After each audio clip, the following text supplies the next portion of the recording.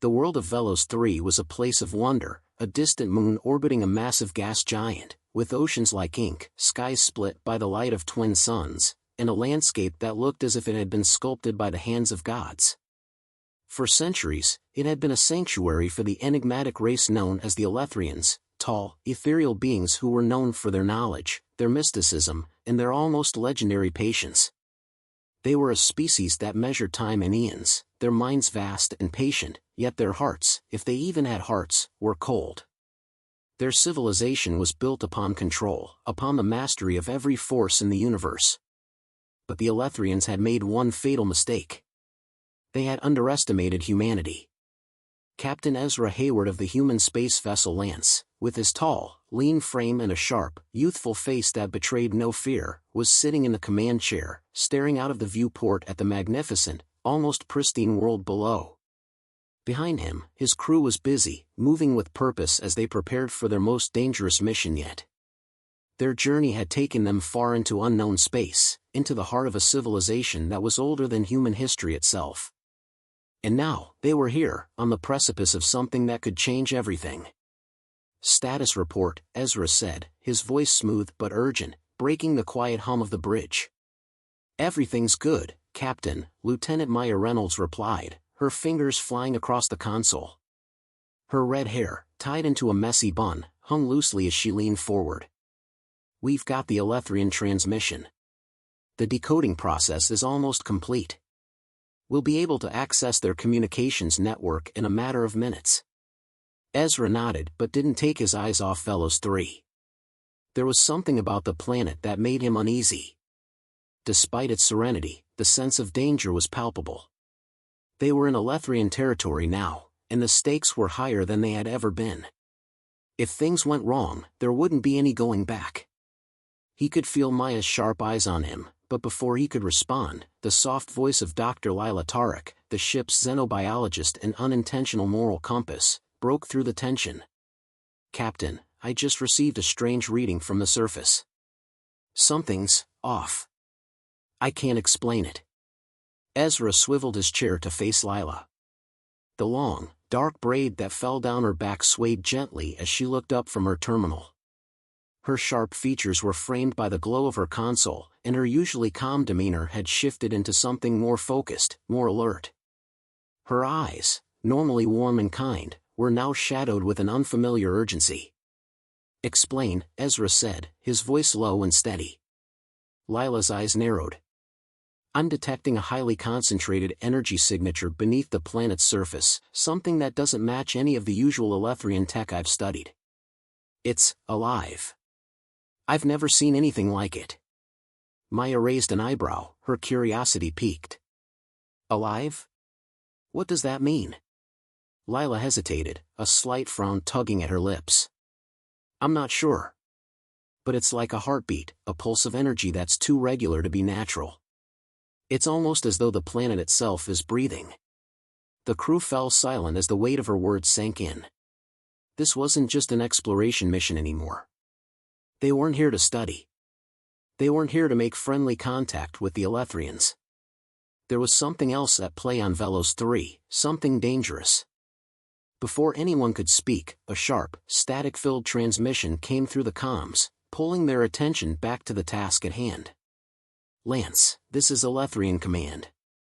You are violating Elethrian space. Prepare to be boarded. We will not ask again." Ezra's fingers curled into the armrest of his chair. The Elethrians, with their impossible technology and their ancient, inscrutable culture, were notoriously xenophobic. But even they couldn't afford to ignore humanity's expansion for much longer. What were they after? Why had they brought the Lance here?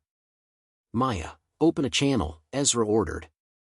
A few keystrokes later, Maya's voice filled the command center, calm but firm. "Elethrian Command, this is Captain Ezra Hayward of the human vessel Lance. We are not here to engage in hostile actions. We are here on a peaceful mission of exploration. Please confirm the nature of your warning." There was a long pause before the Elethrian voice returned, colder this time, laced with an unspoken threat. "You have been warned, Lance. Prepare yourselves. The transmission ended abruptly, the silence on the bridge oppressive. Ezra let out a breath he hadn't realized he was holding. "Okay, team. Looks like we've got no choice but to land. Prepare for planetary descent," he said, his voice calm but laced with determination. Maya was already working on the navigation console, and Lila glanced at the data from the planet below, still unsettled by the mysterious readings. "Captain, are you sure about this? We don't know what's going on down there. If that pulse is what I think it is." "We don't have a choice, Lila," Ezra cut in, his tone firm. "We'll get answers on the ground. We can't just leave now." Maya chimed in with a dry smile. "Besides, we've got a team of top-tier scientists and soldiers. We can handle a little alien hostility." Ezra looked at her, then turned his gaze to Lila, who was still staring at the readings on her terminal. He knew Maya was right. They had trained for situations like this. They had prepared for encounters with civilizations far older and more advanced than their own. But this was different. This felt different. With a final glance out the window at the sprawling alien landscape below, Ezra gave a single nod. "All right. Let's land." The descent through Velos 3's atmosphere was smooth, despite the unexpected jolt of turbulence as they passed through the planet's upper stratosphere. Ezra sat silently in his chair, watching the alien world grow larger on the display. The surface was dotted with strange, massive structures, almost like ruins, yet strangely intact. The entire planet felt alive. The same pulse that Lila had detected was now becoming more pronounced in the ship's systems, vibrating through the hull as if it were calling them closer. "What the hell is that?" Maya muttered, eyes wide as she studied her console. The sensors were picking up something on the surface, something large and artificial that had been hidden beneath the planetary crust. Lila was still glued to her screen, fingers flying across the console. Her face had paled, her mouth set in a grim line. "Captain, there's something under the surface. It's not a natural formation. It's been buried for millennia. But whatever it is, it's sending out signals. It's awakening." Ezra's stomach tightened. "How long until we're on the ground?" "We're entering the landing zone now," Maya replied, her voice steady but tinged with unease. "I'm going to make a controlled descent." As the ship broke through the final layer of clouds, the landscape below became clearer.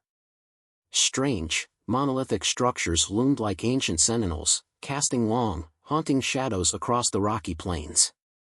The pulse seemed to reverberate through the air, through the ground, through the very bones of the planet. And then, in the distance, something far darker came into view, a vast, hollowed-out crater, its edges jagged, its center a massive, gaping wound in the planet's surface. That was where they had to land.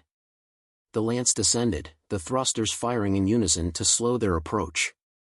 Ezra's gaze never left the screen, the crackling energy beneath the surface now almost deafening in his mind. Whatever was buried in that crater wasn't just a relic of the past, it was something powerful. Something dangerous. The ship's landing struts crunched against the rocky ground, and Ezra stood, a quiet tension growing in his chest. This wasn't going to be easy. "All right, team," he said, turning to face them. "We're in this together. Whatever happens down there, we stay sharp. We don't trust the Elethrians. We don't trust anything we can't see. Let's get our answers, and make sure we all get back home." With that, the crew of the Lance prepared to descend into the heart of Velos 3. The pulse beneath their feet still thrummed, louder now, like the rhythm of a heartbeat that echoed through the fabric of space itself. And Ezra had a sinking feeling that whatever they found would change the fate of humanity forever. The air outside the ship was thick with the scent of ozone and something far older, something that crawled beneath the surface of Velos 3. The pulse, that constant vibration beneath their feet, hadn't lessened since their descent. If anything, it had grown stronger, more intense. Ezra could feel it in his bones, a pressure that seemed to squeeze the air from his lungs. They had landed in a vast, rocky plain, surrounded by towering monoliths that appeared to be the remnants of an ancient civilization, though nothing about them made any sense. They were impossibly tall, carved from stone that shimmered with an eerie, metallic sheen. The Lance's landing gear had sunk into the ground, dust and debris swirling up around the ship as the thrusters powered down. The crew had already begun to prepare for what came next. Ezra led the way, his boots crunching against the rocky ground as he stepped out into the alien landscape. Behind him, Maya and Lila followed, the latter still eyeing the strange readings on her device. The pulse, whatever it was, continued to resonate in the air. "Captain," Lila called softly, her voice strained. "The energy readings, they're coming from beneath us, directly below the center of this crater." Ezra glanced up. The massive crater she was referring to lay just ahead of them, stretching as far as the eye could see. It had the appearance of a wound, jagged and raw, but its size was beyond comprehension. At its center, the ground was dark and empty, and whatever lay beneath was more than just a buried relic, it was something alive. "We need to move quickly," Ezra said, adjusting his blaster at his side. "Stay close. Watch your surroundings. We don't know what we're walking into." Maya pulled up her rifle, her eyes scanning the horizon. "No argument here," she said, voice sharp with the quiet tension that hung in the air. "This place, it's giving me the creeps." Lila had her scanner out, its soft green glow illuminating her face in the fading light. She hesitated before speaking again, her tone quieter this time. "There's something alive down there, Ezra. Something powerful." Ezra clenched his jaw, trying to suppress the unease that was gnawing at him. "Then we find it. Whatever it is, we can handle it. We've got the Lance's firepower, and we've got each other." The crew made their way toward the edge of the crater, the ominous pulse growing louder, reverberating through their bodies. With each step, Ezra's mind raced. He had studied the Elethrians, their technologies, and their ancient practices. But nothing had prepared him for this. This wasn't just a planet or a piece of technology they had stumbled upon. This felt different. It felt like the planet itself was a living organism, its veins pulsing with energy and its heartbeat drumming in the air. The path down into the crater was jagged and uneven, but it wasn't the terrain that was the problem, it was the growing sense of dread that filled the air. As they descended, the pulse seemed to get louder, vibrating through the ground, through the air. And then, at the very base of the crater, they saw it. A massive structure, partially buried beneath the rock, loomed in front of them. It was metallic, gleaming in the fading sunlight like the dark shell of a giant creature. The outer edges were cracked, like a shell that had been broken open by an immense force. A soft, glowing blue light emanated from the cracks in the metal, the same eerie energy that had pulsed through the planet since they had arrived. It was then that Lila spoke, her voice shaky, but determined. "Ezra, do you see this? This is not Elethrian. This technology is something else. It's older, ancient in a way I can't even begin to understand." Maya took a step forward, her boots crunching on the ground. "It's not anyone's technology," she muttered. "It's a weapon. And we're standing right on top of it." Ezra's heart skipped a beat. "What makes you say that?" Maya turned to him, her eyes narrowing with concern. "I've seen this before. In the texts, theories, about ancient, galaxy-spanning weapons. Weapons so powerful, they could reshape entire planets. The Elethrians were obsessed with them, even though they never had the courage to use them. They tried to control them, but I think they failed." Ezra took a cautious step forward, his hand instinctively resting on the hilt of his blaster. "So this is one of those weapons?" Lila nodded. "That's what I'm getting from the readings. This whole crater, it's a containment area. Whatever's inside that structure, it's been dormant for millennia. But now, with our arrival, it's waking up." The air felt heavier, the pulse more erratic. Ezra could feel the tension in his chest tightening, his instincts screaming at him that they were on the edge of something catastrophic. They weren't alone down here. They were being watched. The hairs on the back of his neck stood on end as the structure before them began to shift. The cracks in its surface widened, and the blue light intensified. There was a sudden grinding noise, the sound of metal scraping against stone. And then, silence. A figure appeared at the edge of the structure, silhouetted by the glowing blue light. It was tall, its form vaguely humanoid but obscured by the blinding radiance. The figure moved toward them, slow and deliberate, its body shifting with an eerie grace. Ezra instinctively raised his weapon, but Maya stopped him with a hand on his shoulder. "Hold fire," Maya whispered, her voice barely audible. "We don't know what it is." The figure came closer, its shape becoming clearer as the light pulsed. It was no longer a silhouette, but a being of pure energy, swirling with light and shadow.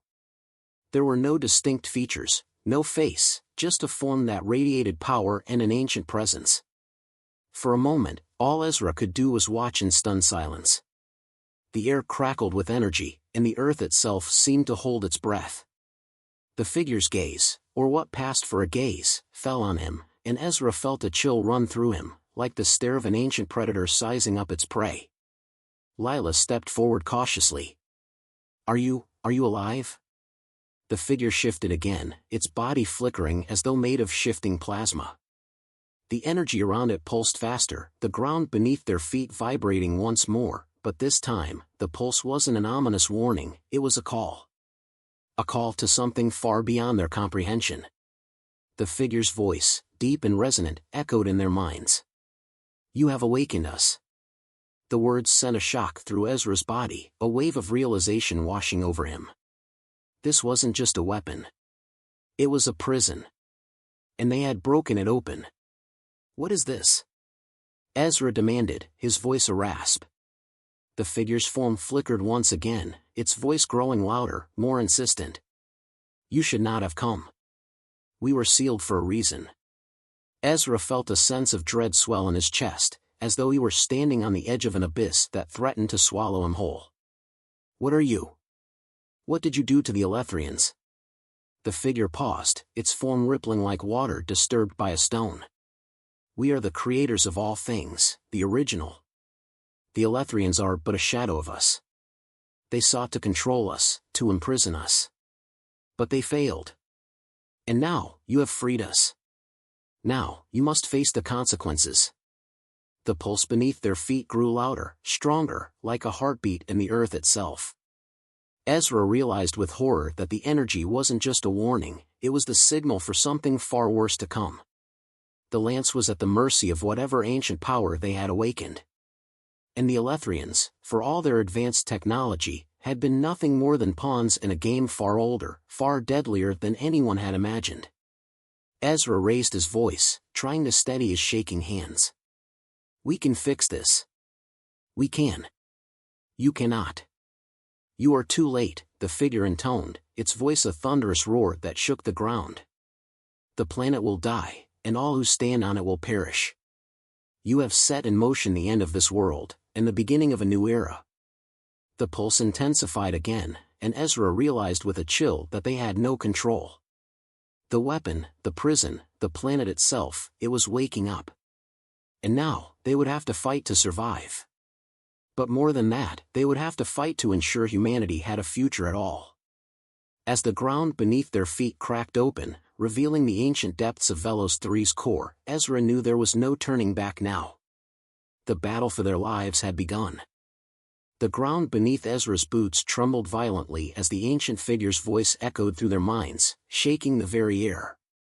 The words it spoke were ancient, and filled with a terrifying promise, the end of this world and the beginning of a new era. Every fiber in Ezra's being screamed at him to run, to escape while they still could, but he knew they couldn't. Not now. They had awakened something beyond their comprehension, and whatever it wasn't finished yet. The pulse, intense and erratic, pounded in his chest. It was no longer a faint vibration, it was a living thing, a deep, resonant hum that vibrated through the marrow of his bones. It felt as though the planet itself was awakening, stretching its ancient limbs after an eon of slumber. The blue light from the creature flickered and pulsed in rhythm with the heartbeat beneath their feet, growing brighter, more menacing. "We can't outrun it," Maya whispered, her voice strained. "Whatever this is, it's already too late. We have to stop it." Ezra didn't need to hear the desperation in her voice to understand the gravity of their situation. The figure in front of them was no mere guardian, it was the harbinger of something catastrophic. Its presence was like a wave crashing over them, one that had been building for millennia. They were standing at the precipice of an ancient catastrophe, and they had no idea how to stop it. "We need a plan," Ezra said, his mind working quickly, searching for some way to prevent the inevitable. He turned to Lila, whose face was pale but determined. "Lila, what can we do? You've been studying this planet. Can we stop this thing?" Lila's eyes flickered to the massive structure that loomed above them, still pulsing with energy. "This isn't just a weapon," she said, her voice trembling with realization. "It's a prison. It was built to contain something, someone. And now that it's free, the planet's core is reacting. It's not just a machine. It's alive, and it's being powered by the same force that's been pulsing beneath our feet. It's trying to awaken something buried deep inside the planet." Maya stepped forward, her hand tightening around her weapon. "If it's a prison, then we need to close it again. There has to be a way to seal it off before it, whatever it's about to do." Ezra turned to face the creature. It was standing completely still now, its form flickering with blue energy, its voice still rumbling in their minds like distant thunder. "Why did you awaken us?" the creature intoned, its voice like a grinding avalanche.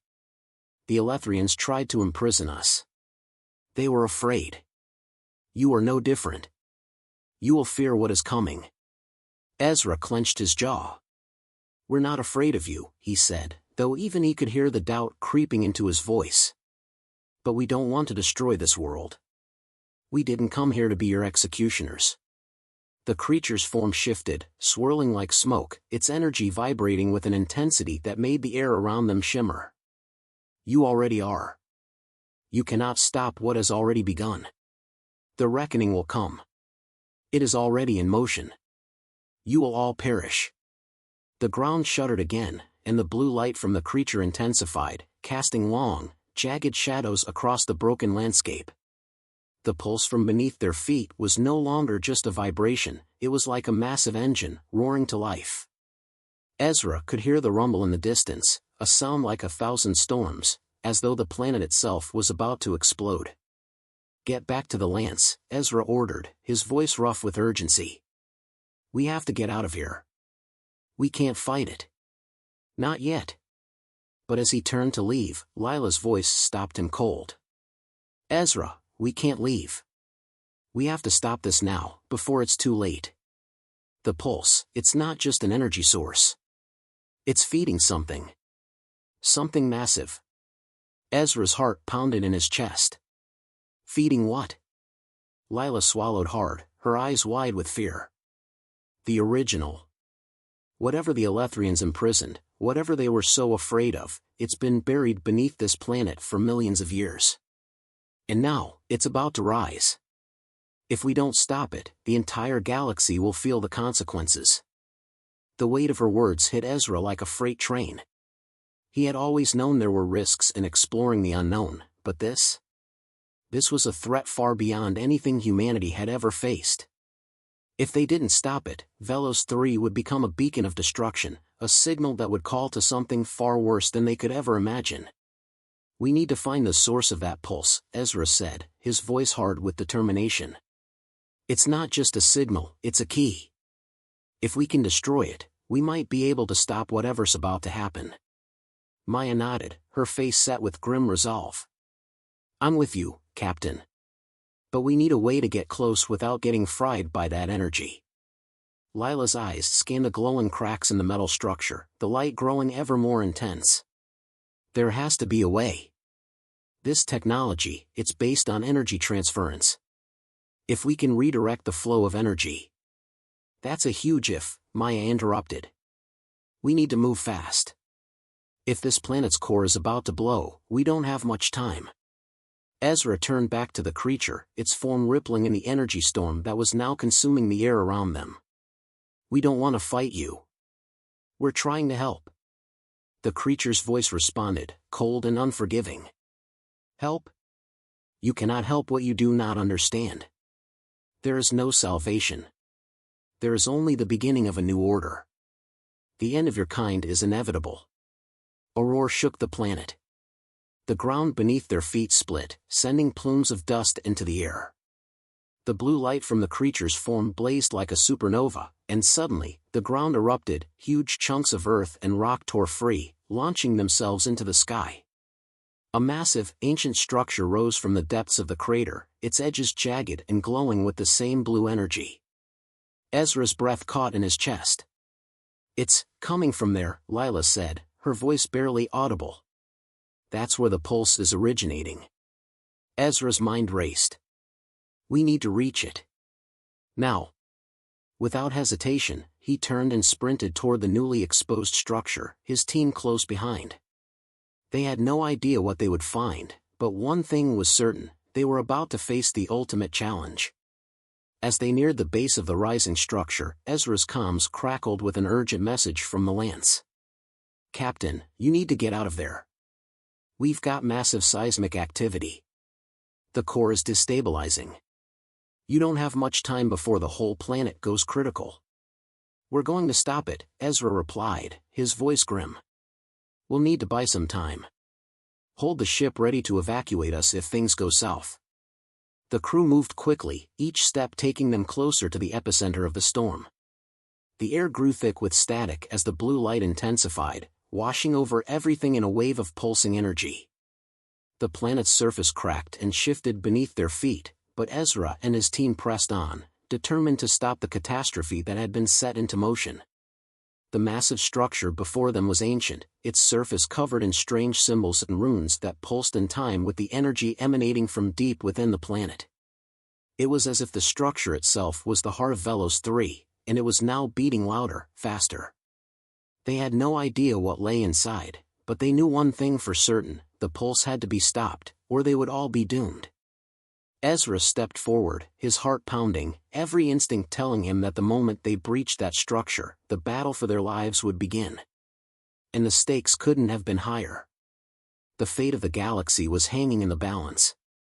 The ground trembled beneath Ezra's boots, a violent shudder that seemed to echo the death throes of a planet about to tear itself apart. The deep rumbling in the air mixed with the blinding light from the ancient structure rising before them, sending waves of heat and static through the atmosphere. Every part of Ezra screamed that they were standing at the precipice of destruction. The entire world felt alive, as though the pulse beneath their feet was a giant, angry heart beating faster and faster toward its inevitable collapse. And yet, there was no turning back. They had awakened something far more dangerous than they could have imagined. And now, they had to finish what they started. They had to stop whatever was rising from the depths before it was too late. Ezra glanced at his team, Maya, Lila, and the rest of the crew, each of them bearing the weight of their fear but resolute in their purpose. The light from the massive structure was blinding now, forcing them to shield their eyes as they made their way toward it. The energy radiating from the cracks in the structure seemed to hum in tune with the violent tremors underfoot. It wasn't just a signal. It was the heartbeat of something primal, something ancient. Lila's voice crackled over the comms, steady but tight with urgency. "I'm picking up something inside the structure. There's a core. It's powering the energy signature. If we can reach it, we might be able to shut it down, but it's going to be risky. The closer we get, the more unstable the energy gets." "We don't have a choice," Ezra said, his voice gruff. "We're going in." The closer they got, the more intense the light became. It wasn't just blinding now, it was suffocating, like the very atmosphere was bending under its weight. But they pressed on, determined. The structure was enormous, its jagged edges towering above them. The air itself seemed to warp around it, shimmering in the oppressive glow. Each step felt heavier, as if the planet itself was trying to keep them from reaching the heart of the storm. And then, just as they reached the base of the structure, something shifted. The ground beneath them cracked open with a deafening roar. Ezra instinctively reached for his weapon, but Maya held out a hand, her eyes wide with alarm. "Don't shoot," Maya said, her voice tense. "This is it." At first, Ezra couldn't see what she meant. But then the structure moved. Massive gears, hidden beneath the stone facade, groaned into motion, pulling apart to reveal a massive, glowing core, pulsating with the same blinding blue light that had been spreading through the landscape. The energy poured out like a flood, rushing upward in torrents of light and power, wrapping around them like a living thing. The air grew thick with static, and Ezra felt his skin tingle with the raw power that surged through the core.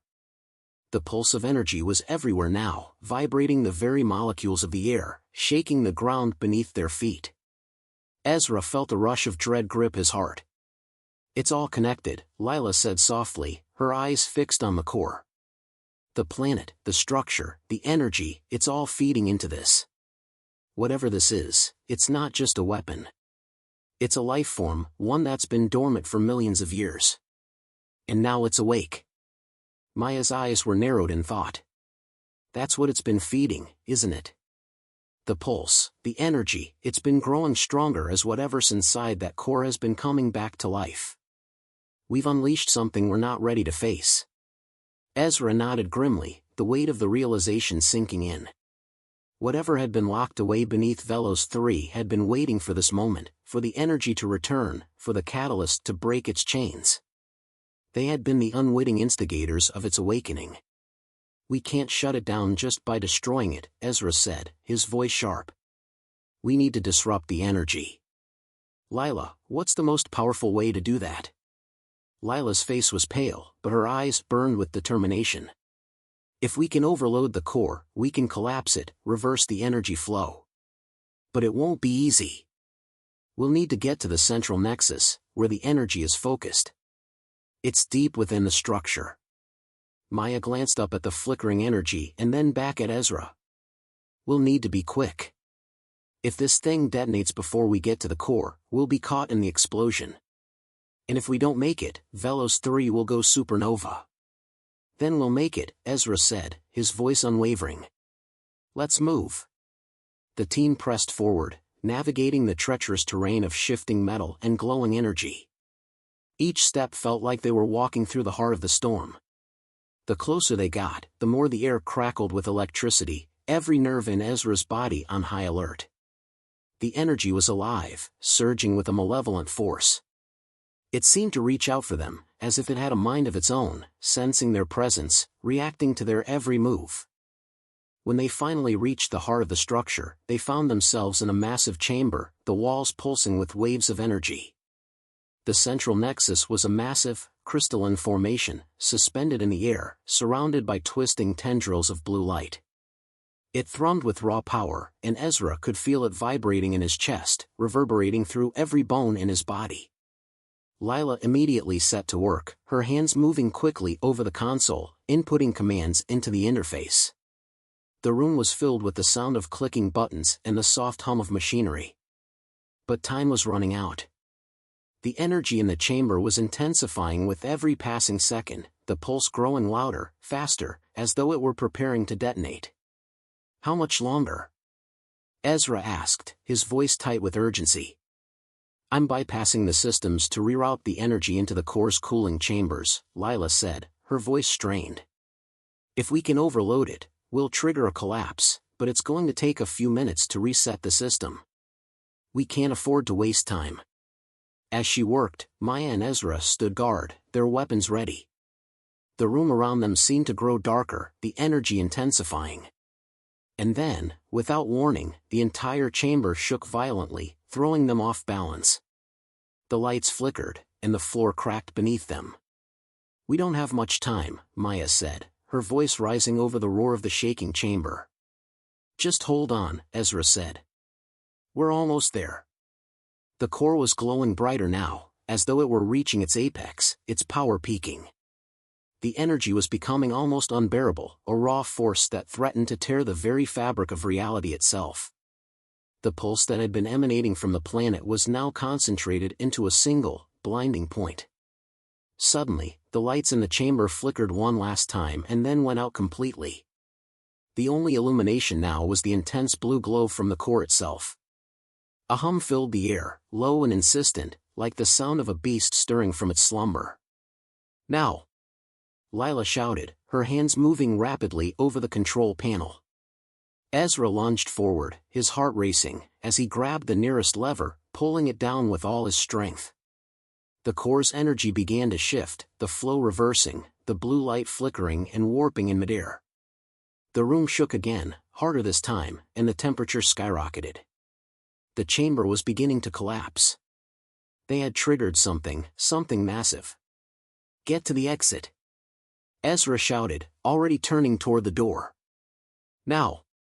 The walls began to crack and split as they turned to flee, the ground trembling beneath their feet. The core was destabilizing, the energy spilling outward in violent waves. It was a race against time. They had only moments before the entire structure imploded. They sprinted through the corridors, the building collapsing around them.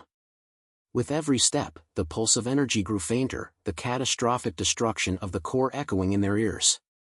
Finally, with the building shaking violently beneath their feet, they reached the surface, barely managing to climb out before the ground behind them erupted in a massive explosion.